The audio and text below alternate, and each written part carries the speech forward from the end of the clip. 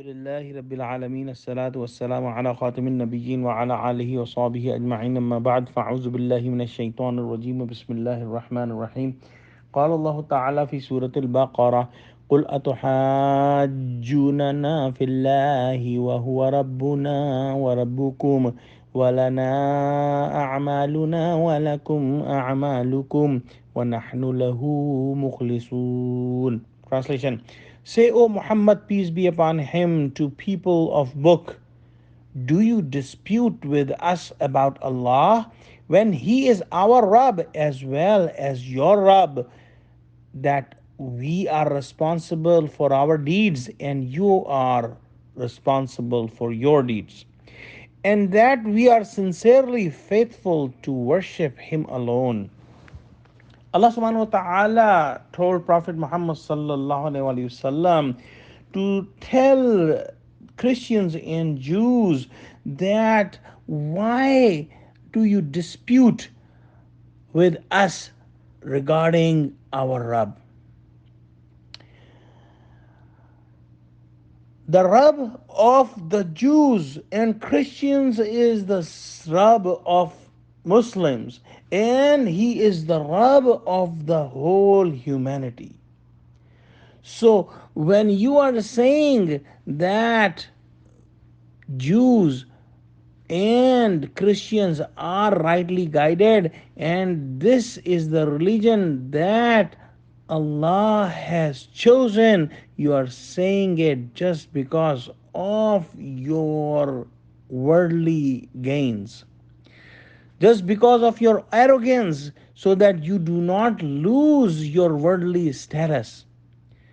As Allah subhanahu wa ta'ala has chosen a prophet from Arabs, and you do not like that. So the Lord of the worlds is the same for Christians, for Jews, for Muslims, for each and every nation and person. However, the people reject the truth just to save their worldly benefits. And that's what the Christians and Jews did when they rejected Prophet Muhammad sallallahu alaihi wasallam, when they rejected Quran and they rejected the deen of Allah subhanahu wa ta'ala that He chose for the humanity. Now, if we put this ayah on us, we will find that the Muslims of today also leave some commandments of Islam to secure the worldly gains. They will follow the commandments in which there is no loss of the world, but if they are facing any worldly loss, they would leave the commandment of Islam. And the Jews and Christians at that time were doing the same thing.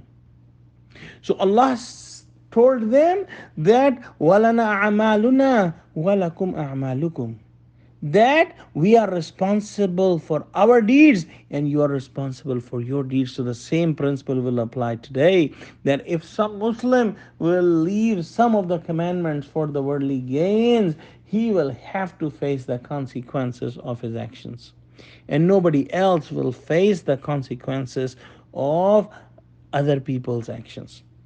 And in the end, Allah subhanahu wa ta'ala says, وَنَحْنُ لَهُ مُخْلِصُونَ, that we are sincerely faithful to worship Him alone.